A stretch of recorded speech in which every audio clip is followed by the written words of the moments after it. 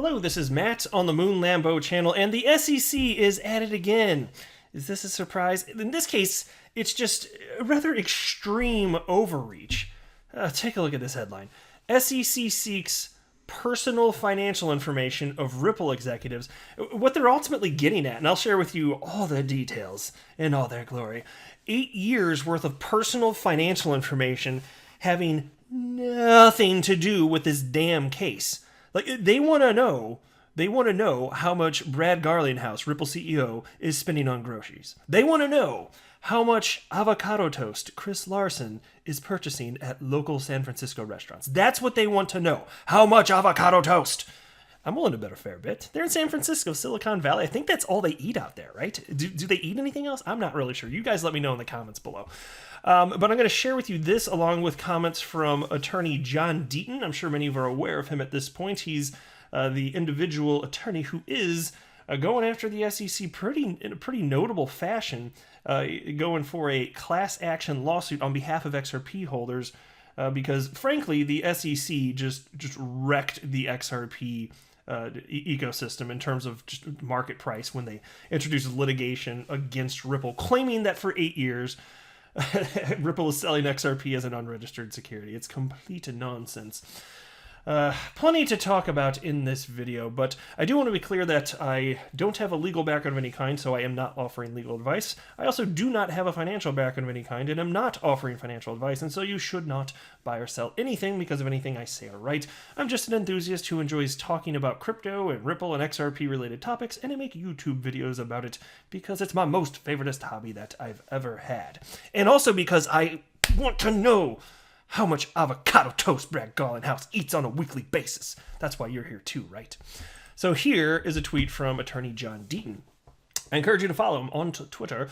He's at John, his first name, J-O-H-N, his middle initial, the letter E, his last name, Deaton, D-E-A-T-O-N, and then the number 1, at John E. Deaton 1.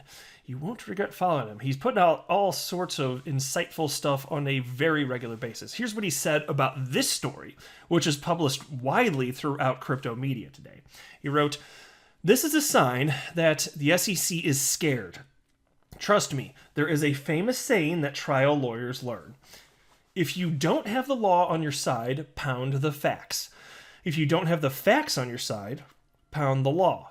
If you don't have either, pound the table." I like that. Because obviously the SEC, they're grasping at straws here. It looks like they're trying to divert attention and just seeing what the hell sticks. Kind of a Neanderthal approach to all this, but hey, they can do whatever the hell they want to do. I don't envy being in their position, I'll say that. John Deaton then wrote, "SEC prosecutors don't have the law or facts on their side. They're taught to pound the defendants. Make life miserable for them and their families, and their customers are partners. The SEC is scared. They are trying to bully. I learned at a young age in Detroit." And by the way, when he wrote "the SEC is scared," he tagged the SEC in that. I gotta say, I like that. And then he wrote, "There is only one way to deal with a bully. Punch that MF in his face." All right, so I'm up at 3 a.m. for a reason, bitch. See you soon, SEC. He's hard at work, man. He is not playing around here. I mean, obviously he's not actually encouraging physical violence. He meant that, in a, verbally going after them. And then there was this, and I like this one too. Here's another tweet from John Deaton on this same topic here. He wrote, "My advice to Brad Garlinghouse, Chris Larson, and Stuart Alderodi, all with Ripple, wrote, agree to provide the 8 years of all personal financial information on the condition that the SEC provides the same 8 years for Jay Clayton," who, by the way, and I'm adding this, he didn't write this, but Jay Clayton, the asshat, as well as Hinman, Berger, Gensler, etc. Clayton and Hinman, law firm clients, ties to Bitcoin and Ethereum, etc. And then he has this little lovely emoji, which did make me chuckle. I like it. You tell you what, I like the spice here. John Deaton getting a little spicy. I am into it. This is good here. All right, so here's the actual piece. Again, this is from Bloomberg, titled "SEC Seeks Personal Financial Information of Ripple Executives." The U.S. Securities and Exchange Commission is seeking personal financial information of two Ripple Labs Inc. executives in a lawsuit where it claims the company misled investors in the cryptocurrency XRP by selling the virtual tokens without registering. Ripple co-founder Christian Larson and Chief Executive Officer Bradley Garlinghouse on Thursday asked a federal judge to block subpoenas sent to 6 banks seeking 8 years worth of information, saying the request is a, quote, wholly inappropriate overreach in a suit that doesn't involve alleged fraud. Again, I admit, doesn't it seem a little shocking that they want this level of information when they're not even claiming that there was any fraud? They didn't do anything legally wrong, but show us how much avocado toast you're purchasing? Like, in what world does this make logical sense? From a legal perspective, if they have some sort of ground fine, I'm just not aware, because again, I'm not a lawyer, but from a logical perspective, this does not make sense. It's like, it just makes me wonder, basically, when we get to court, is the SEC going to try and use the Chewbacca defense? Is that what they're going to do? If you don't know what that is, just Google it. The Chewbacca defense. Anyway, piece continues. They say there is no allegation that their finances were intermingled with those of Ripple, and that regulators are demanding everything from the proceeds of unrelated business transactions to how much money they spend at the grocery store every week. Inquiring minds must know. Do we really need to know this? Why the hell would the SEC need to? Oh my God. It's what John Deaton said. You know, they're just... the law and the facts are not on their side, and they're making a bunch of noise. They're pounding the table. Anyway, the two men say they have agreed to produce records that relate to XRP transactions, as well as information about other compensation from Ripple, but the SEC made clear this wasn't enough. Which is funny, because everything that, like, for instance, even just Brad Garlinghouse, everything that he promised he's willing to provide is everything they'd need to know. Like, that encompasses everything they'd need to know. But no, they want to know how much damn avocado toast he'd be purchasing at local cafes and such.